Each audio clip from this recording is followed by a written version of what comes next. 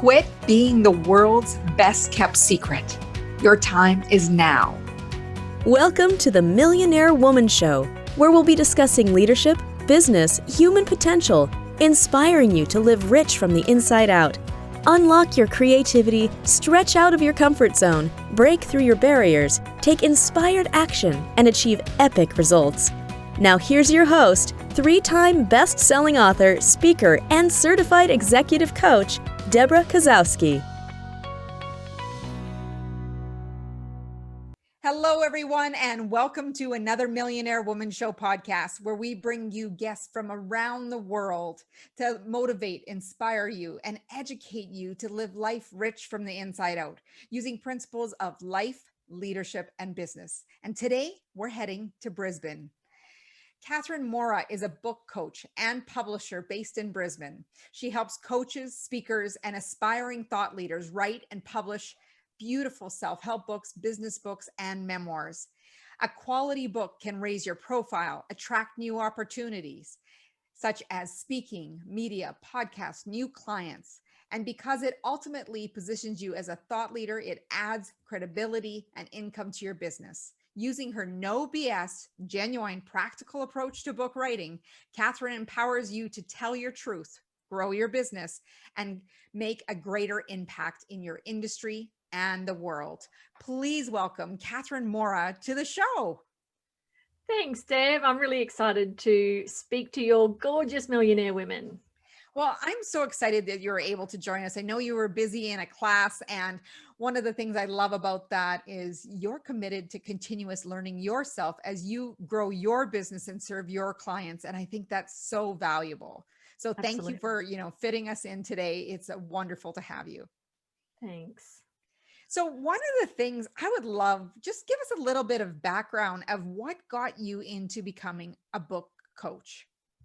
Yeah, well, I was always an avid reader, and that's something that I might have in common with some of your audience as well. I used to read from 5 a.m. and until I got ready for school and that kind of thing. And I loved writing. When I was in high school, creative writing was definitely a strength. And then I suppose over the years, I worked in marketing and media for 15 years. So I did a lot of writing, pitching media and lots of copy and things like that. But I wasn't really loving the career that I was in. I had loved aspects of it, but I didn't really love working for other people and that kind of thing. So I decided to write a book. And I started that when my firstborn was 6 weeks old, because I thought, well, I'm basically got all this time off. I should just write a book now. I'm going to be so bored. So there's your first clue that I have no idea about anything. And it really took me about 20 months it was to realize that my book was not going anywhere. I finally, worked out the formula to getting a book written. I smashed out that last 13 chapters in 10 weeks. And I had a very long journey to publishing, which I won't go into, but I learned a lot. And ultimately, the book didn't create enough money for me to leave my job, which had been the plan. So a little while later, a couple of years later, I actually went and studied coaching. I spent a year trying to get that business off the ground. And when that wasn't working, I started working with a business coach and said, I can't get this working. And she said, well, let's have a look at what you can niche down to. And when she asked me all these questions about what I liked doing, what my biggest wins were, what I was most proud of, and all of these questions, she said to me, why don't you help people promote their books? And I said, well, I'm kind of sick of doing marketing, so I don't really want to do that, even though I love aspects of it. But I actually think you're onto something, because I'd love to help people write their books. And she said, but you'll get stuck in the quagmire of people's minds when they're, unable to finish. And I said, yes, but I'm a trained coach. So that's where that comes in. I get to do that as well. So that's actually the greatest honor, is helping people get their first draft done, which is how my business started, was only as a small sort of one person, get you to first draft coaching. Because finishing the first draft of my first book is honestly, to date, still the greatest achievement of my life. Because as a woman, as a mum working, finding time to write a book is really hard. And when I now feel like I'm, you can feel sometimes the tears. I think like I'm so proud of myself, and I want to help other people feel that pride because they actually went and did it. That's powerful, because I know myself, I've written 3, and each one is a significant journey. It's kind of like the kids' scrapbook. My 3rd book I am most proud of, because each time my writing style has improved significantly, and you want to go back to the beginning books and start all over again. uh, Yep. and learning the different techniques and strategies to get that book out of you. So tell me, you hear people say everyone has a story, which is true, but is everyone meant to write a book? That's a really excellent question, because I also agree everyone has a story, but I also think it doesn't mean that everyone should write a book. And the reason being is that, look, a book is a very specific project. And I do kind of put it into 2 categories, or 2 more objectives. One would be a personal objective. You want to write something to leave a legacy, to tell your kids, your grandkids, whoever it is, about your life. And I wish my late father had written a book about his life, because even though I felt like, I knew a lot about him, when you really think about it, I don't know how often our parents sit down and tell us really detailed stories over a long period. We hear the same story 84 times, but, I would love to hear that, and I would love to do that for my own child, because you want them to know you as a person. So I think there's this kind of personal journey aspect of it, where it's a bucket list item. It's something you kind of want to do for a personal achievement. Then I look at the business side, that a book could be such a brilliant tool for business, raising your profile and all those things you mentioned in the beginning. However, when you create a book in that way, it is something that's an investment of time and energy and money. And the reason being is that you don't want to put out something that's rubbish quality, because the world has enough crap quality books, right? So I believe the world needs more beautiful books, and that your message deserves to be the best it can be. And the difference between those is that time, energy, and money, that for a personal project, it probably doesn't make sense to spend all of that. You just want to write it and give it to the family. You're not going to spend thousands on editing it. But if it's a commercial project, you really need to, if you want to raise your profile and be taken seriously, because a rubbish quality book is not going to do any favors. Because a book is really a glorified business card, a way that people can hear your voice through the pages, especially when I think of nonfiction, right? They're hearing your voice, instructing them, teaching them. Whereas fiction, you get completely lost in it all, right? Yeah, and it's very different. And I love fiction, but I don't really work in it in the business anymore, because it's not the same in terms of objective. And I do hear that phrase about, a business card on steroids and all of that. And it is definitely something to promote yourself. But the line I walk with that is that I feel like your book deserves so much more than just this sort of just existing, because I've certainly seen a number of books that people have pumped out to give to someone for free, but no one reads past the first 3 pages. So I love a book that people can't stop reading, and lots of my clients get letters from people saying, oh my gosh, literally changed my life. Couldn't stop reading, couldn't put it down, stayed up till 4 a.m, that kind of thing. I love that. That's like the greatest stories to hear from someone, to hear how your book has impacted them in some way, and that they wanted to keep reading. Absolutely. Yeah. And I don't think people get that if they sort of smash it out and don't put in that effort. Yeah. What is the average timeline for someone to write a book in general? It's a little bit piece of string-ish, but we work towards 12 weeks for your first draft in our programs. And that's for, our one-on-one and our small groups, where you're getting feedback every week, and we're sort of really pumping you along. When people work on something on their own, obviously it's very different. I've had people come to me who have worked on their book for a year, 2 years, 5 years, 10 years, 20 years. Wow. And people get very stuck when they do it on their own, and they've come to me and said, oh, I just can't get it done. So yeah, we work towards 12 weeks though. So what do you do when someone comes to you and says, you know what, I'd like to write a book, but I have nowhere to start. I don't know where I'm supposed to go with this. All I know is I have this burning desire to write one.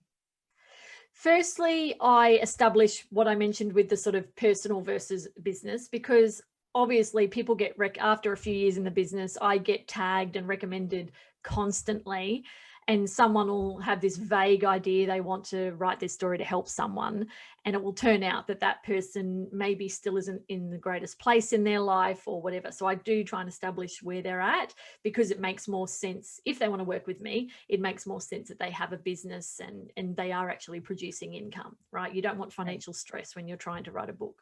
Yeah. Then the first thing what we do is look at their objective for writing. Why are you writing it? What are you trying to achieve?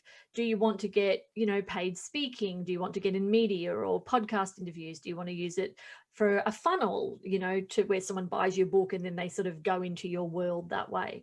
Do you want to use it to get new clients by giving it to people? Because people have been successful with all of these objectives.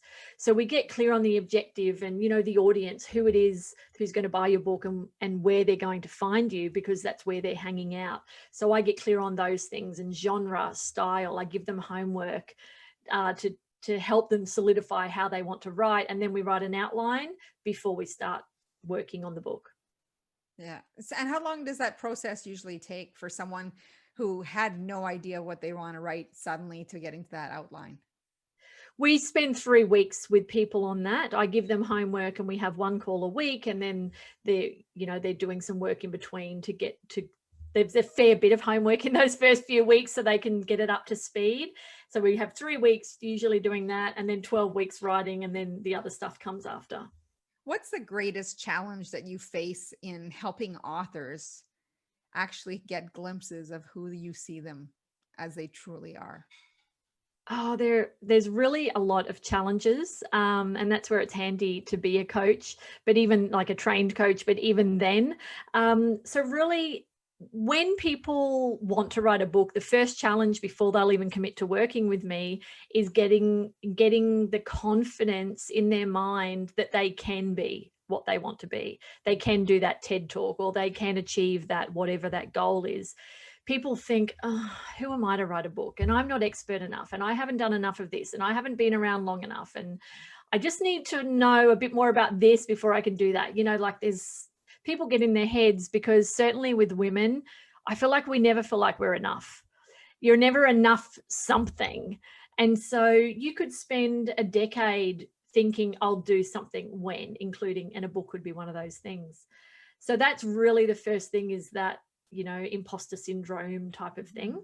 Mm-hmm. And then people thinking, oh, well, what am I going to write about? Because in my business, I do this and I do this, but it's not that they don't have enough knowledge. It's actually that they usually have a lot of knowledge and they need to narrow it down, because you can't write about all the things in one book. Yeah. So those are two of the main barriers to getting started. Once we're going, the biggest barrier is people actually sitting down to write. Having me there is literally the only thing that gets my clients to write some weeks. And they'll say, oh, I didn't want to get in trouble. So I made sure I wrote something, Yeah. because, when you are doing all the things as a business owner, as a woman, as a mom, and as all of those things, finding time to write can feel like a challenge. And that is hard. Even when someone's in my program, I have to really encourage them and find what's going to make them dig deep and commit. Yeah. So you're really building that accountability but not only that, what I hear you saying, there's that phrase that says, it's not who you are, it's who you think you aren't. And yes. I know as a coach myself that we often see in other people the greatness in them before they see it themselves. Absolutely. Right. And I've been brought to tears by my clients writing. And, I had a client, for example, who is a doctor and had grown up in foster care because her mum was a drug addict and her dad was not very involved in things.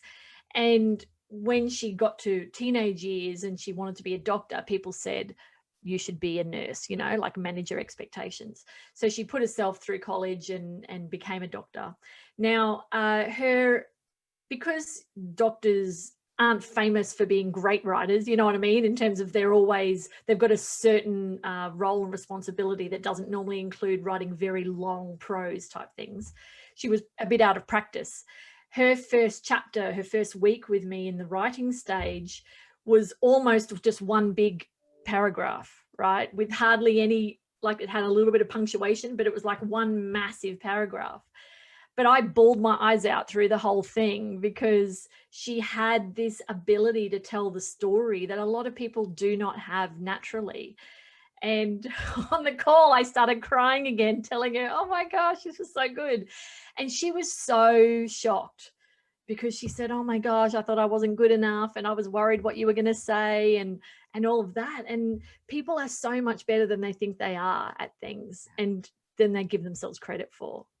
Yeah, because I know people will, you know, get hung up on grammar and spelling, and really the point of it is getting those ideas out of your head, letting it flow. There's people for grammar, there's people for editing, you know, to not let that hold them back.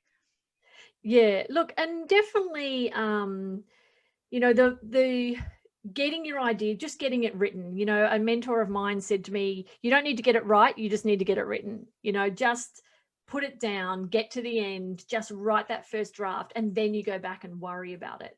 Now, I mean, when I see a lot of writing, obviously, and they're at all different levels. And certainly when someone is really struggling with the punctuation and things like that, it can feel a bit distracting at times, but that's why, you know, you just need to be focusing on telling the story. And it's going to mean it costs you a little bit extra in the editing process, but at least you're still getting your message out. And then someone is there to do all of that stuff. Some people love doing editing. My editors love editing. So like, give them a job to do that they're going to love, and you just do what you're good at, you know? Exactly. Letting them play in their strengths and you can play in your own. Yeah. So one of the things I wanted to ask you, like there's several different methods to getting that outline and helping flush out ideas. I have a TED talk that's being released this week on mind mapping. And that's how I, you know, wrote my book. It all came brain dumped from a mind map. And I also have heard of putting out 10 pages with the title of each chapter and then dumping those ideas on 10 pages as to what each chapter would be about. What is one method that you could share with our viewers and listeners about what you do to help people open up that outline and expand it? Yeah, something I actually ran through this particular exercise with someone very recently. She'd spent 2 years working on her outline. She's a psychologist and is brilliant. And, you know, often the other thing is women, and very smart women, tend to overthink everything and feel like it has to be perfect. And so she'd really gotten in her head. So we followed this process, and I said to her, pretend that outline doesn't exist that you've spent 2 years doing, because that outline has 250 items in it that you are trying to teach people in one book. It's too many things. So we pretended it didn't exist, and I got her to brainstorm for 5 minutes. I typed while she spoke. I set my phone for 5 minutes and I said, right, ready, go. Tell me the things that people need to know based on the objective. So, you know, we talked about who's the audience, what's the objective of the book, what's the one thing you're trying to teach this audience ultimately. So we clarified that. I said, okay, now tell me all the things that you want to tell people related to that subject. In any order, nothing's too silly, just tell me. So we 5 minutes, wrote that down. Then we spent another 5 minutes reordering it from 1 to 15, or I think it was 1 to 17, and went, okay, well, first they need to know this, then they need to know this, then they need to know this. And a few of the things were the same thing, and a few of the things were bullets, sub-bullets. Reorganized it, 5 more minutes. Then I said, okay, now let's flesh out each one with 3 bullets, 3 to 5 max. Yeah. And that's what's going to be in that chapter. We did that. So that was 5 minutes, 5 minutes, and then actually it was about 15 minutes that we spent. And she said to me, Cathryn, I've spent 2 years writing this thing, and you have just done it in 25 minutes knowing nothing about my business. I was just going to ask, did she have just emotional release with that? She said, like, yeah, I can't believe it was that simple. And because, you know, when you know all the things about a topic, you feel tempted to shove it all into the book. However, you know, she's a coach of sensitive and gifted children, and the book was to teach parents how to support their sensitive child in the schooling system. Now, what she had done originally was tried to teach teachers and parents and psychologists and other workers. You can't teach three distinct audiences in the one book, because you can imagine that's 3 books minimum, right? 3 books, that's right. Yeah.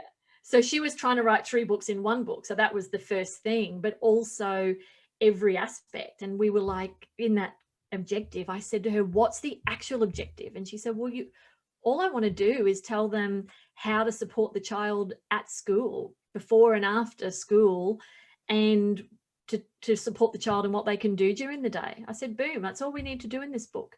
You don't need to teach someone how to become a psychologist. You don't need to teach someone all the things about sensitive children, why it happens and all the examples. You just need to teach that thing. Right. So it's amazing. So it really got her off to a good start after 2 years of saying, well, I can't start until my outline's done, and it's not done yet. It's really about keeping it simple. Again, it comes that we get so caught up in paralysis by analysis and getting all stuck in our head. Is there a certain exercise, like do you get them to visualize, or how do you get them to get out of their head and onto paper? Brainstorming can work when you have a bit of a time pressure. Something I did, I'm working on an anthology at the moment, for example, with 25 authors, and it's called Letter to My 10-Year-Old Self. And something I actually did was recorded a visualization exercise for them, where they had to picture themselves at 10. And then I asked them all these questions to remind them to build that picture of themselves. And then gave them some thoughts like, what do you want her to, I recorded 2 actually, one for the female authors, one for the male, so that I could say her or him. And what do you want them to know? What do you want them to know about this and this and this and this? And did a whole, it was like a 5-minute visualization, and they all listened to it and then started writing. And the ones who did it said, they were in tears, they were really motivated, and it really showed through in the work. Other times it might be doing that, but thinking about your ideal client. It might be doing a visualization or a meditation, thinking about yourself when you were first in business and what you wanted to know, depending on what your topic is. Yeah. And I know this is a cliche question that I'm thinking of, Cathryn, but what method, you said sometimes clients show up that they made sure they wrote something, but they didn't feel like writing. So there's often that writer's block. What do you suggest, maybe 1 to 2 tips as to how to overcome that writer's block? The first thing with writer's block is having that outline will help prevent writer's block, because you're not sitting down to a blank page. Writer's block itself, if you really feel like you have it, it's changing scenery, going for a walk, doing something that doesn't involve sitting at your computer, mixing it up, dancing, listening to music, playing with a dog, reading a book, something like that. But really, one of the cures for writer's block is actually to write every day, because the more you write, you're not going to face that writer's block. So instead of doing a 3-hour session once a week, which, to be honest, it never happens, it doesn't work, 15, 20, 30 minutes a day, 7 days a week is what cures writer's block, because momentum is what gets books written. Rather than one block of 3-4 hours, Totally. on a Saturday at a coffee shop, right? Because what happens is that 3 or 4 hours, you will wake up tired, you'll wake up with a headache or feeling sick, or your kid has to go to sport, or someone invites you to brunch, or you just don't feel like it that day, or whatever. And suddenly that big period of time is gone. And if you're only doing it once a week, that means that it's 2 weeks in between writing sessions.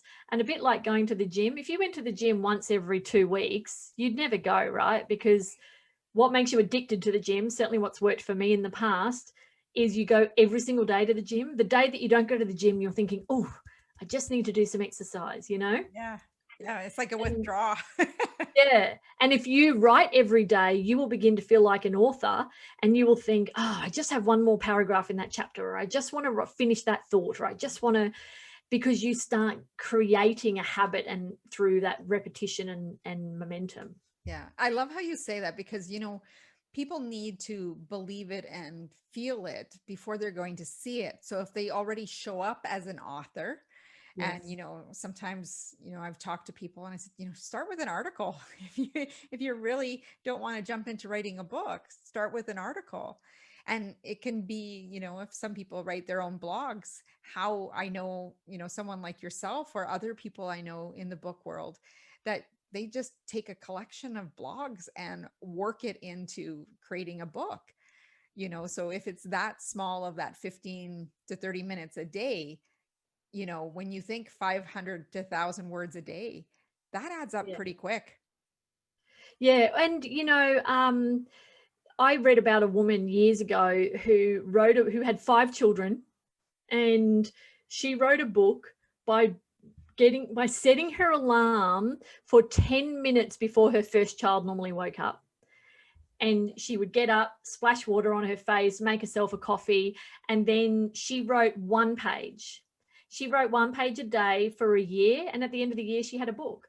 Now, not many mums with 5 kids are able to write a book, but she said, you know what? I can spare 5 minutes. I'm going to spend 5 minutes.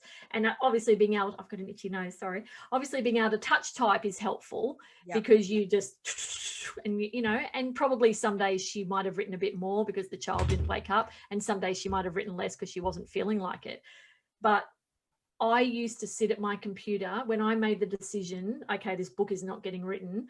I sat at my computer every night, 7 nights a week for 15 minutes.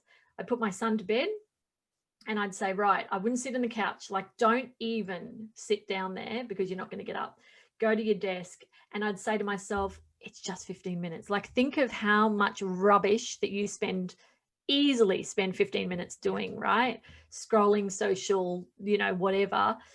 15 minutes goes by so quickly. And I just went, go and sit at the computer and write for your 15 minutes. And sometimes that became 3 hours. And sometimes I sat there for 15 minutes and wrote 3 words and hated myself, but I went, you know what? I'm here.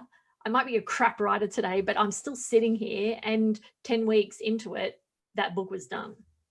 That's amazing. That's amazing. I think of, when I first started writing, it was like wanting to have that voice, not knowing what was going to evolve. But as the process continues, you continually evolve as well, and you get ideas.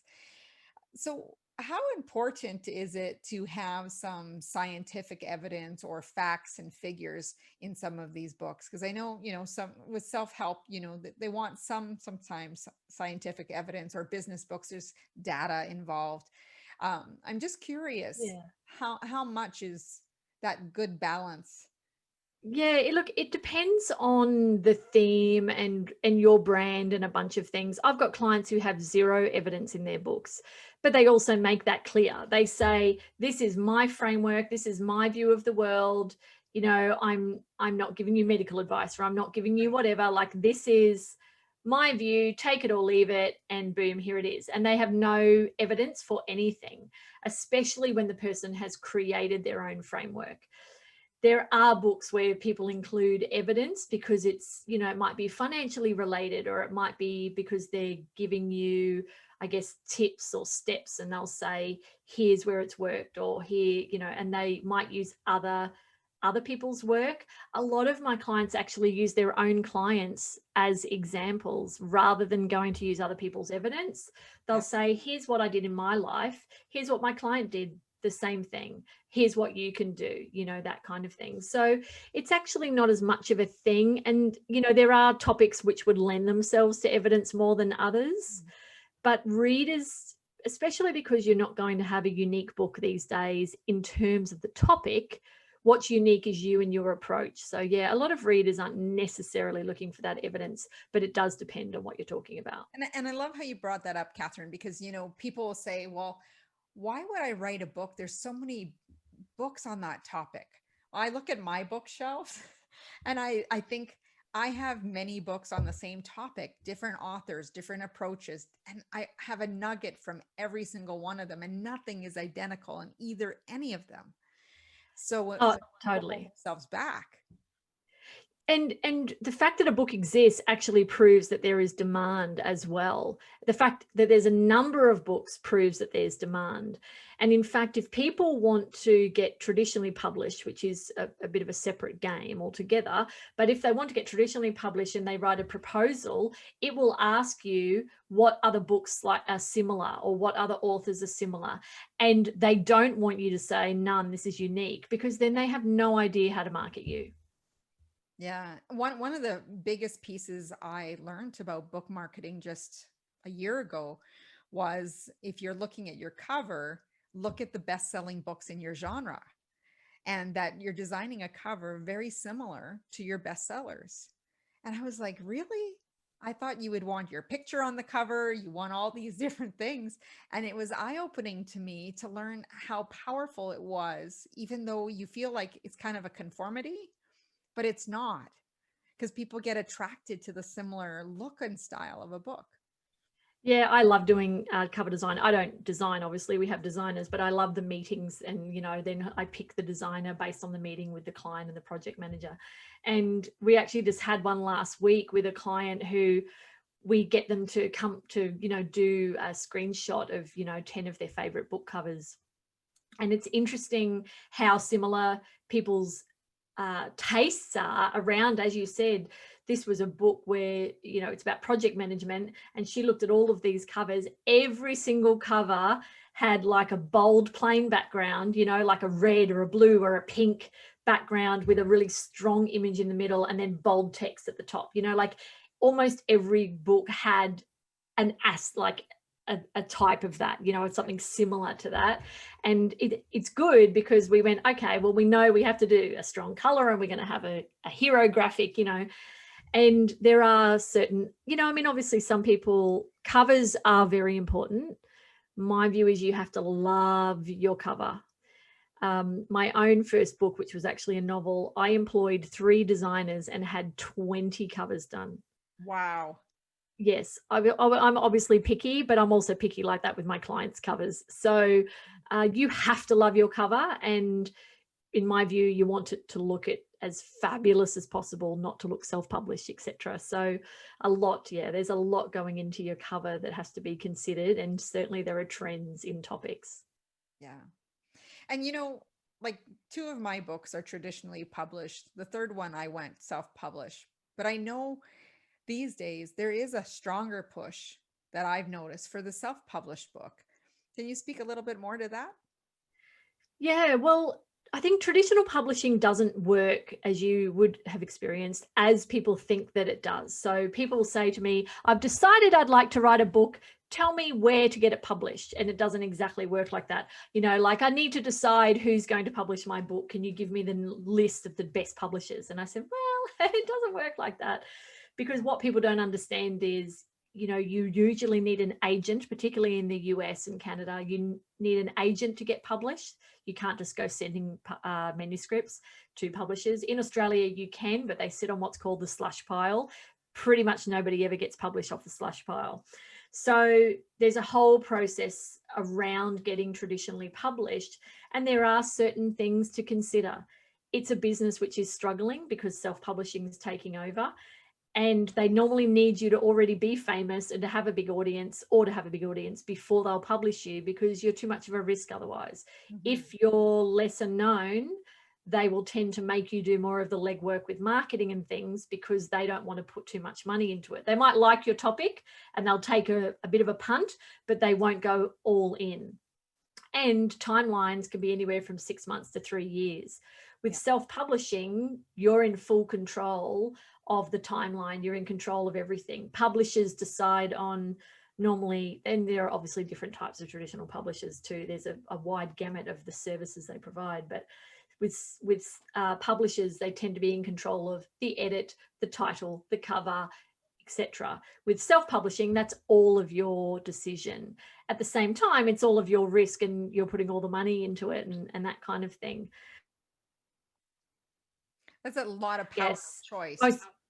Yeah, well, it's also, there a lot of poor quality books, because people write the book, they hit the end, like, you know, they type the end and then they bang it up on Amazon and they say, oh, I've written a book.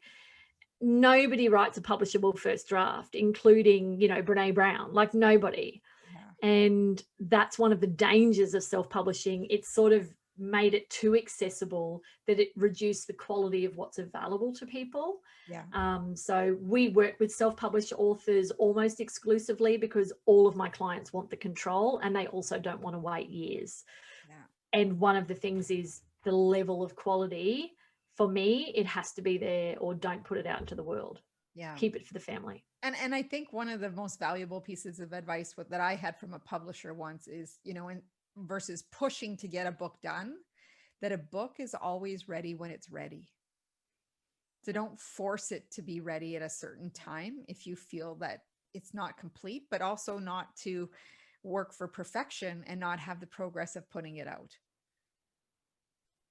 Yeah, there's definitely that fine balance, because one of the things, in fact, I was working on my own book this morning that's, you know, about how to write a book. And one of the things that I remembered was when I was writing my first book, I know an author who is a full-time author, Aussie author living in Italy. And I'd emailed her saying, oh, you know, the baby, like, you know, he's not sleeping or whatever. I'm really tired. I don't really feel like writing the book. And she wrote back saying, if you wait till you feel in the mood, you're literally never going to write it, because life is not really that kind at times. You know, life's not that inspirational. She said, you've got to write whether you feel like it or not.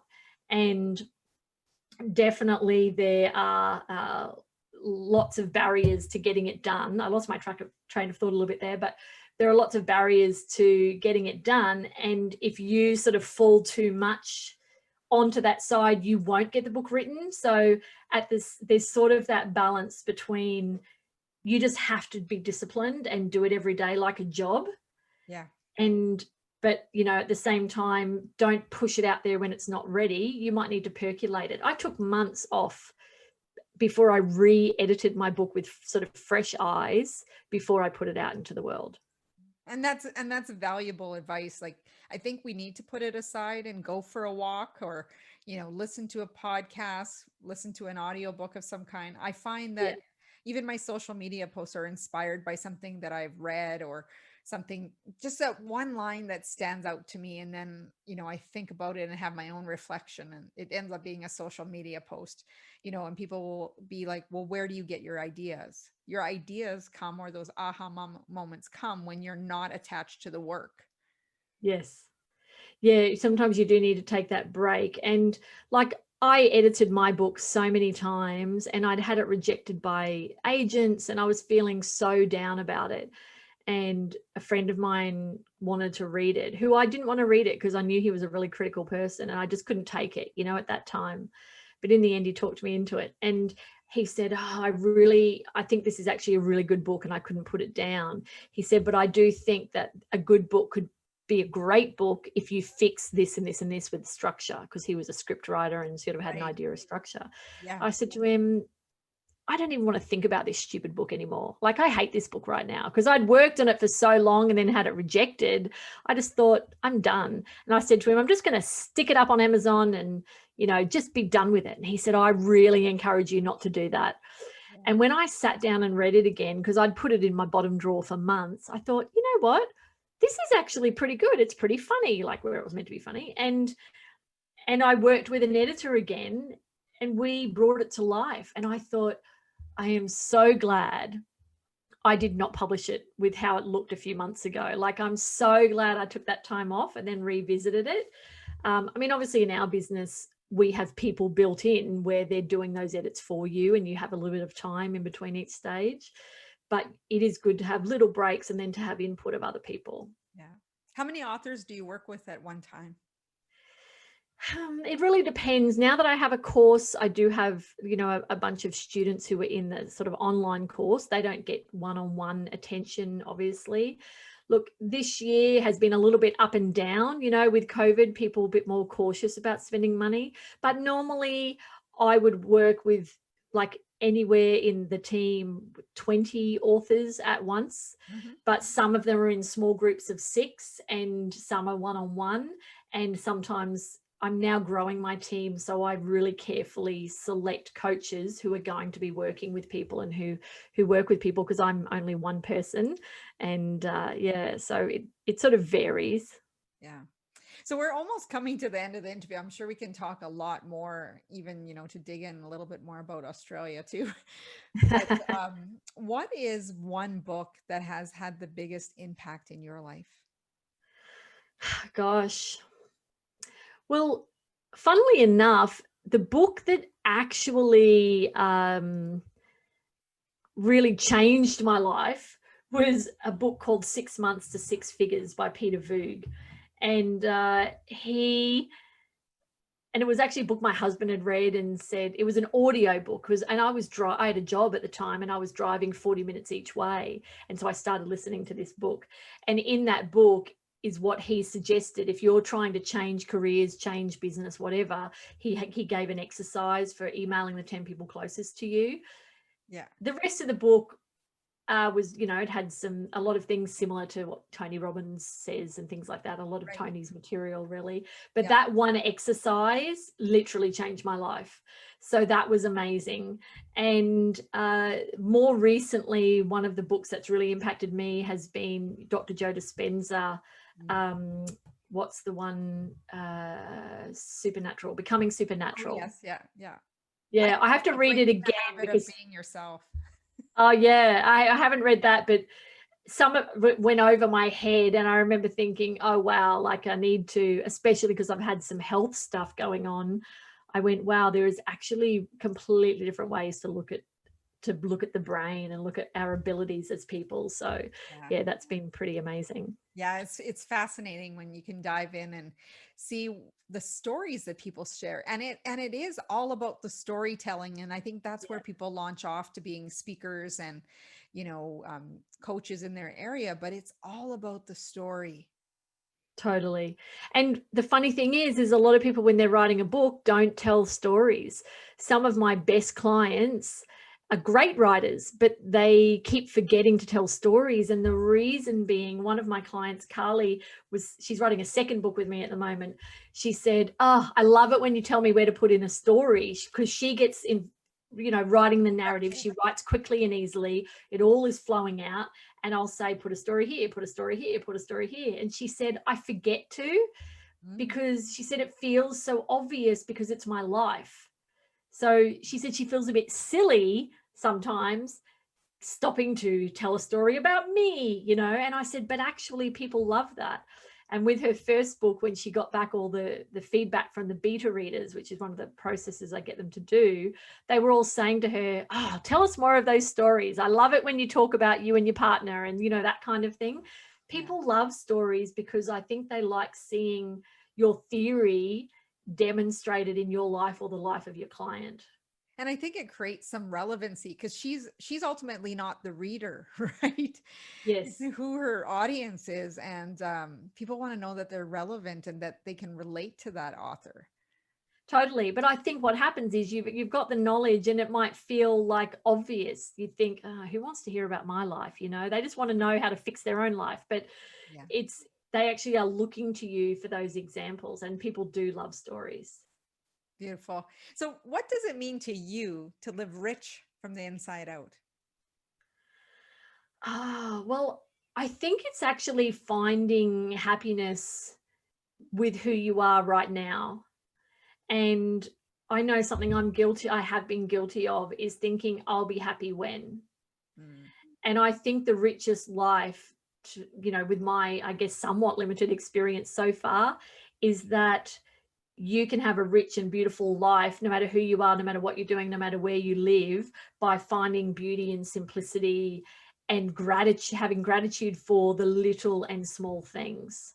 Keeping a gratitude journal changed a lot of things for me. Yeah, that's a great way to start writing too, is just those 3 bullet points or 5 bullet points of gratitude. Absolutely. Yeah. So how can people stay in touch with you, Cathryn? changeempire.com is my website. I'm on Facebook as Change Empire Book Coaching. I'm on LinkedIn as Cathryn Mora, and I'm on Instagram very erratically as Change Empire Book Coaching as well. Excellent. Excellent. So if you were to leave us one message to remind us about book writing or anything that you wanted to share today, what would be that one message that you wanted people to remember? I'd say don't wake up at 70 and say, damn, I wish I'd written that book. If you have the book inside you, just make the decision that you're going to do it, because honestly, you will always, always, always be proud of yourself, and you will always be glad that you did it. Yeah.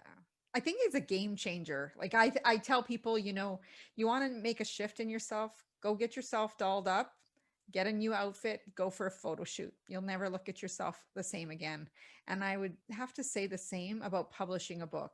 When you feel that in your hands Yeah. and you see your name on the cover, it's not the same. Like you've changed a vision of yourself. And you will change the view that other people have of you as well, because people still respect authors and go, oh, wow, you wrote a book? That's incredible. Yeah. We feel like, because we're entrepreneurs, I think we feel like everyone has one, but it's Yeah. so far from the truth. It's true. It's true. You feel like, oh, everybody's writing a book these days. Yeah, right? they really don't. They're really not.